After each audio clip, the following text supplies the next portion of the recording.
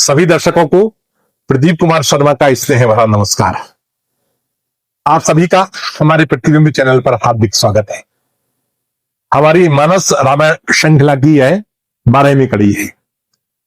आगे बढ़ने से पहले मेरी आप सभी से विनम्र प्रार्थना है कि कृपया चैनल को सब्सक्राइब करें, वीडियो को लाइक कर अंत तक देखें तथा इसे अधिक से अधिक शेयर करें। आपका यह योगदान हमारे लिए अत्यंत मूल्यवान है।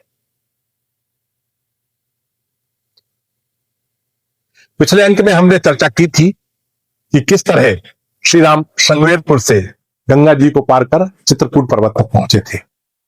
मानस के अनुसार निषाद राज गुहे श्री राम जी को चित्रकूट तक छोड़कर आए थे, लेकिन वाल्मीकि रामायण के अनुसार श्री राम जी ने निषाद राज से गंगा तट पर ही विदा ले ली थी और चित्रकूट तक दोनों भाई और सीता जी अकेले ही गए थे। मानस में बताया गया है कि श्री राम जी के गंगा पार उतर जाने के बाद भी सुमंत जी श्रृंगवेरपुर में ही रुके रहे जब तक कि निषाद राज वापस न आ गए। शायद उन्हें उम्मीद रही होगी कि कहीं निषाद राज श्री राम को वापस लौटा लाने में सफल हो जाए। निषाद राज के लौट आने के बाद सुमंत जी ने श्री राम की कुशल क्षेम पूछी तथा दुखी मन से खाली रथ पर बैठकर अयोध्या की ओर चल दिए। अयोध्या पहुंच जाने पर उनका नगर में घुसने का साहस नहीं हुआ तथा दिन भर वह नगर के प्रवेश द्वार के पास ही कहीं छुपे रहे तथा रात्रि हो जाने पर चुपके से उन्होंने नगर में प्रवेश किया तथा सीधे कौशल्या जी के महल में जाकर महाराज दशरथ से भेंट की। सुमंत जी ने महाराज को धैर्य दिलाते हुए श्री राम के तमसा नदी पर विश्राम, श्रृंगवेरपुर में निषाद राज से भेंट, बड़ के दूध से जटा बनाना, केवट के द्वारा नदी पार करवाना आदि के बारे में महाराज को बताया। उन्होंने आगे बोला कि श्री राम ने आपके लिए संदेश भेजा है कि आपके अनुग्रह से मैं वन में जाते हुए सब प्रकार का सुख पाऊंगा और सकुशल लौट कर भी आऊंगा। सुमंत जी के यह वचन सुनते ही राजा पृथ्वी पर गिर पड़े। उनके हृदय में भयानक जलन होने लगी और फिर दशरथ जी को श्रवण कुमार के पिता का दिया हुआ शाप स्मरण हुआ और उन्होंने राम राम कहकर और फिर से राम कहकर श्री राम के विरह में शरीर त्याग दिया। वाल्मीकि रामायण में भी यह प्रसंग लगभग इसी प्रकार का है, किंतु यहां माता कौशल्या के चरित्र में मानवीकरण प्रखरता के साथ दिखाई देता है।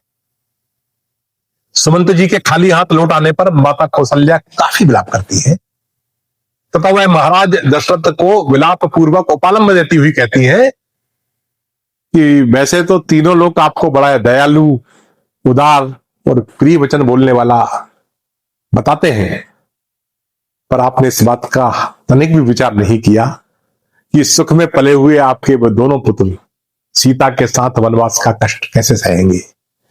यदि 14 वर्ष के बाद राम वन लौटे तो भारत क्या उनके लिए राज्य और खजाना छोड़ देंगे?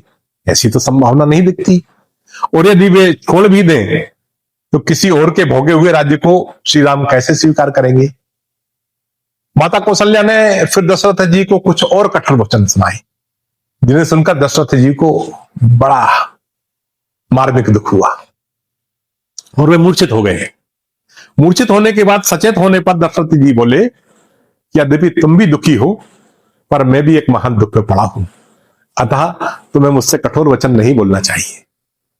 अब कौशल्या जी थोड़ा नरम होकर बोली कि मैंने इस समय जो ना कहने योग्य जो बातें कही हैं वह पुत्र शोक के कारण मेरे मुख से निकल गई हैं, इसलिए उन पर विचार मत करो।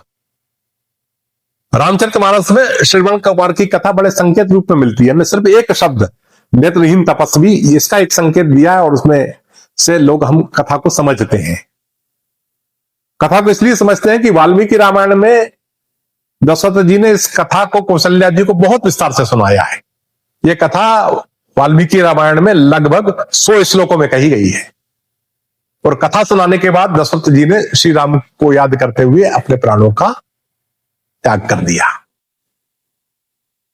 महाराज दशरथ के शरीर त्याग देने के बाद मानस के अनुसार वशिष्ठ जी ने उनके शरीर को तेल से भरी हुई एक नाव में रखवा दिया था और दूतों को बुलवाकर कहा कि शीघ्र भरत के पास जाओ, उनसे महाराज की मृत्यु का समाचार ना बताना और सिर्फ इतना कहना कि गुरुदेव ने आपको तुरंत वापस बुलाया है।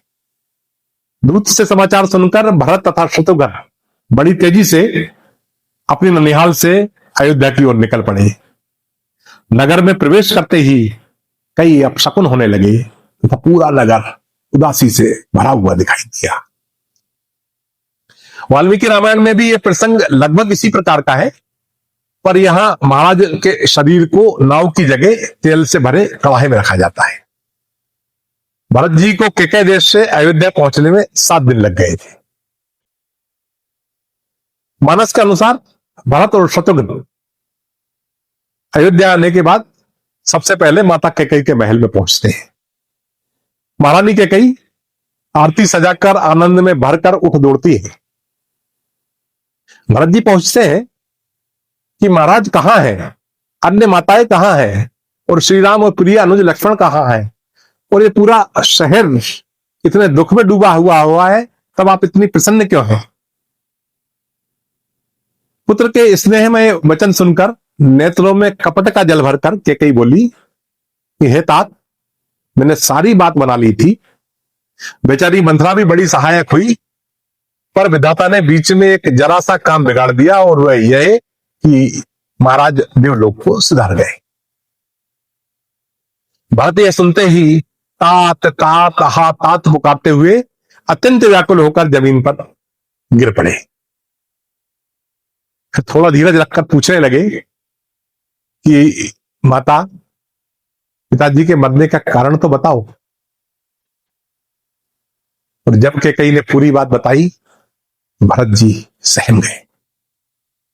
उन्होंने लंबी सांस लेकर कहा कि पापिनी, तूने मुझे जन्म लेते ही क्यों ना मार डाला।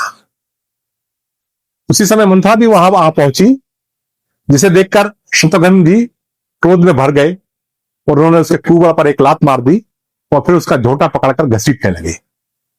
मंथरा का विलाप सुन भरत जी को उस पर दया आई, उन्होंने उसे शत्रुघ्न जी से छुड़वा दिया। वाल्मीकि रामायण में भी यह प्रसंग इसी प्रकार का है, किंतु उस समय ये मंथरा और शत्रुघ्न का प्रकरण नहीं मिलता। दोनों राम कथाओं के अनुसार भरत जी दशरथ जी का अंतिम संस्कार करते हैं और 10 दिन तक सारे विधान करते हैं। जब भरत जी श्राद्ध कर्म संपन्न कर शुद्ध हो जाते हैं, तब वशिष्ठ जी उन्हें बताते हैं कि राज्य में राजा का होना कितना आवश्यक है तथा अराजकता के क्या क्या नुकसान है। यह कहकर गुरुदेव भरत जी से राज सिंहासन ग्रहण करने का अनुरोध करते हैं।